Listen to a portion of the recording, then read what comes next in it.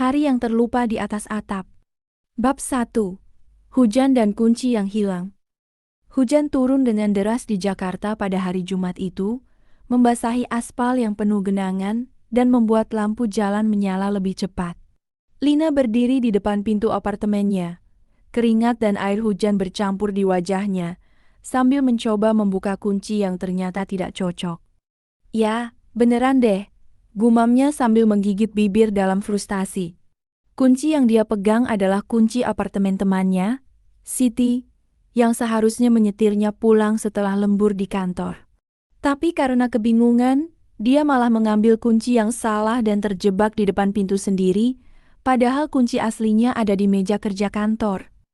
Hujan makin deras, memukul atap teras dengan bunyi tap-tap, tap yang membuatnya semakin gelisah.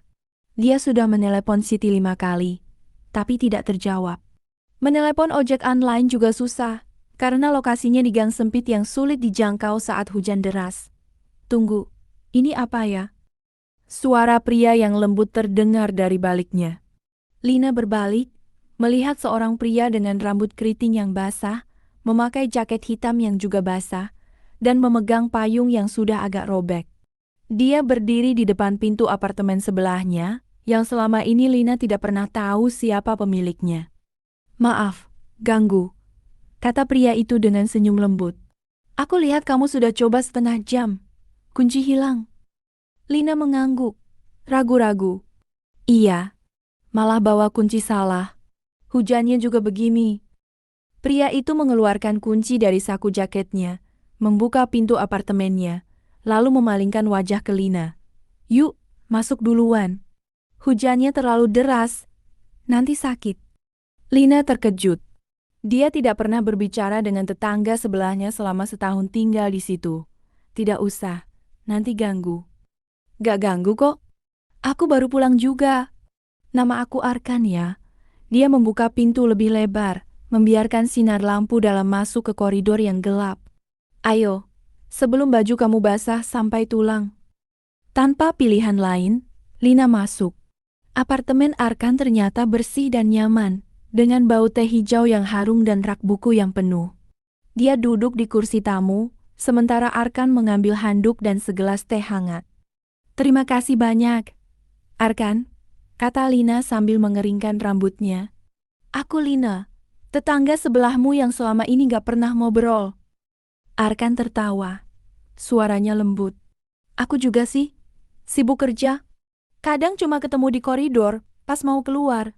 Tapi cuma senyum doang. Dia meletakkan teh di mejanya. Teh hijau, gak manis. Boleh? Lina mengangguk.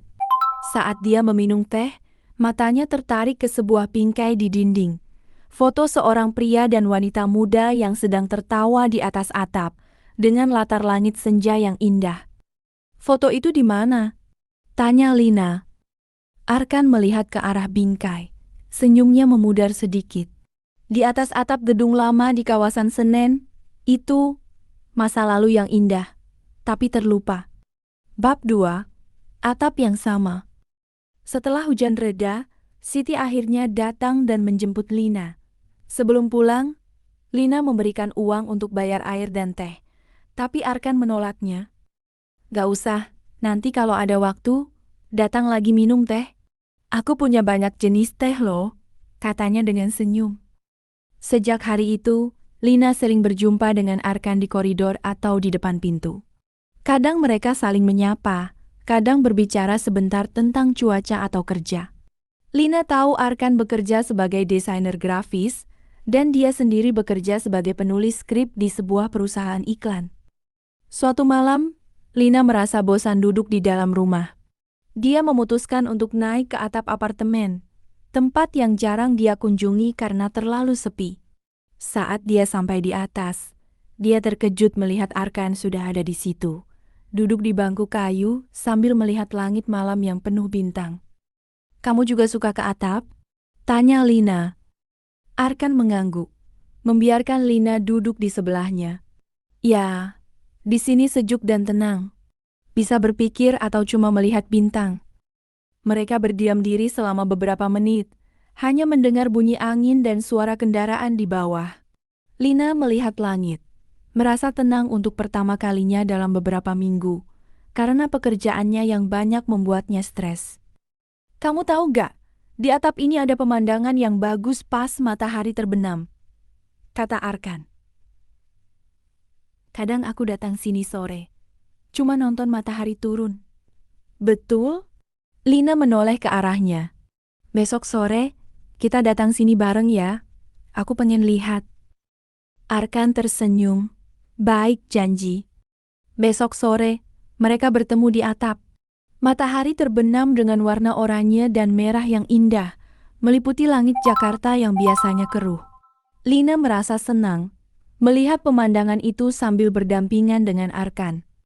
Kamu pernah ke atap gedung lain? Tanya Lina. Pernah di Senen. Seperti di foto di rumahku. Jawab Arkan. Gedung itu sudah tua, tapi atapnya luas dan punya pemandangan yang luar biasa. Aku sering ke sana waktu kuliah. Kenapa sekarang tidak ke sana lagi? Arkan terdiam sejenak, lalu menghela napas. Karena orang yang selalu bareng aku ke sana sudah tidak ada lagi. Lina memahami. Dia tidak menanya lebih lanjut, hanya berdampingan dengan Arkan sampai matahari benar-benar tenggelam. Dari hari itu, ke atas atap menjadi ritual mereka. Setiap sore yang ada waktu, mereka bertemu di situ, berbicara tentang segala hal, dari pekerjaan hingga mimpi masa depan. Bab 3. Kisah yang terlupa. Beberapa minggu kemudian, Arkan mengajak Lina ke gedung lama di Senen. Gedung itu memang tua, dengan tembok yang lapuk dan tangga yang berdebu, tapi atapnya masih bagus dan luas. Di sana, mereka duduk di bangku kayu yang sama seperti di foto, melihat pemandangan kota yang indah. Ceritakan dong, siapa orang di foto itu? Tanya Lina, berani akhirnya menanya. Arkan tersenyum, matanya terlihat sedih. Dia namanya Dina, pacarku waktu kuliah. Kita suka ke atap ini setiap hari sore, bercanda dan membicarakan mimpi. Mau punya rumah kecil di pinggir pantai, mau jalan-jalan ke banyak negara. Dia menghela napas. Tapi 2 tahun lalu, dia terkena penyakit parah dan meninggal. Setelah itu, aku nggak pernah ke sini lagi sampai hari ini. Lina menyentuh tangannya dengan lembut. Maaf ya, Arkan, itu pasti sangat sulit. Ya, tapi hari ini, dengan kamu di sini, rasanya tidak terlalu sedih lagi, kata Arkan, memandangnya dengan mata yang hangat. Seperti hari-hari yang dulu kembali, tapi dengan orang yang berbeda. Lina merasa hatinya berdebar kencang. Dia tidak menyadari bahwa selama ini, dia sudah mulai menyukai Arkan. Suka senyumnya yang lembut, suka cara dia berbicara, suka kebiasaan dia minum teh di sore hari. Arkan, katanya dengan suara yang lembut. Aku suka kamu. Dari hari pertama kamu ajak aku masuk rumahmu saat hujan. Arkan tersenyum, lalu memegang tangannya. Aku juga suka kamu, Lina. Sejak hari itu, aku selalu menunggu kesempatan untuk ngobrol denganmu lebih banyak. Tapi aku takut kamu tidak suka orang yang masih terjebak di masa lalu. Kamu tidak terjebak, kata Lina. Masa lalu itu bagian dari kamu, dan itu yang membuat kamu menjadi orang yang sekarang. Dan aku suka semua bagian dari kamu. Mereka saling memandang, lalu Arkan mendekat dan mencium bibirnya. Angin bertiup lembut di atas atap, membawa bau bunga yang harum. Itu adalah ciuman pertama mereka, lembut, hangat, dan penuh harapan. Bab 4. Rintangan dan keberanian. Setelah itu, hubungan mereka semakin erat. Mereka sering keluar bersama, makan malam, menonton film, atau hanya berjalan-jalan di taman. Lina merasa bahagia, seperti menemukan bagian diri yang hilang. Tapi tidak selalu mulus. Suatu hari, ibunya memanggil dan menanyakan tentang pacarnya. Ketika Lina memberitahu bahwa pacarnya adalah Arkan, seorang desainer grafis yang pernah punya pacar yang meninggal, ibunya tidak setuju. Lina, kamu harus berhati-hati, kata ibunya di telepon. Orang yang masih menyayangi orang yang sudah tiada sulit untuk mencintai orang lain sepenuhnya. Kamu tidak mau kecewa nanti? Lina merasa sedih. Dia tahu ibunya hanya khawatir, tapi dia juga yakin dengan Arkan. Dia membicarakannya dengan Arkan di atap apartemen. Arkan, ibuku tidak setuju kita bersama. Dia takut kamu masih mencintai Dina dan tidak bisa mencintai aku sepenuhnya. Arkan memegang tangannya dengan erat. Lina, aku mencintai Dina. Itu benar. Tapi cinta itu bukan sesuatu yang bisa diganti, tapi bisa ditambah. Aku mencintai Dina karena dia adalah bagian dari masa laluku. Dan aku mencintai kamu karena kamu adalah bagian dari masa depanku. Kamu tidak bersaing dengan dia, kamu berbagi tempat di hatiku. Lina menangis, senang mendengar kata-kata itu. Dia memeluk Arkan, merasa lega. Terima kasih Arkan. Aku juga akan berusaha membuat ibuku percaya pada kita. Beberapa hari kemudian, Lina mengajak Arkan ke rumah ibunya. Di sana, Arkan berbicara dengan ibunya dengan jujur, menceritakan tentang Dina, tentang perasaannya pada Lina, dan tentang janjinya untuk merawat Lina dengan baik. Ibu Lina melihat ke dalam matanya, dan akhirnya dia setuju. Baiklah Arkan, kata ibunya. Aku melihat bahwa kamu sungguh-sungguh pada Lina. Jangan biarkan dia kecewa ya. Arkan mengangguk. Aku akan berusaha sebaik mungkin, Bu. Bab 5. Atap dan mimpi masa depan.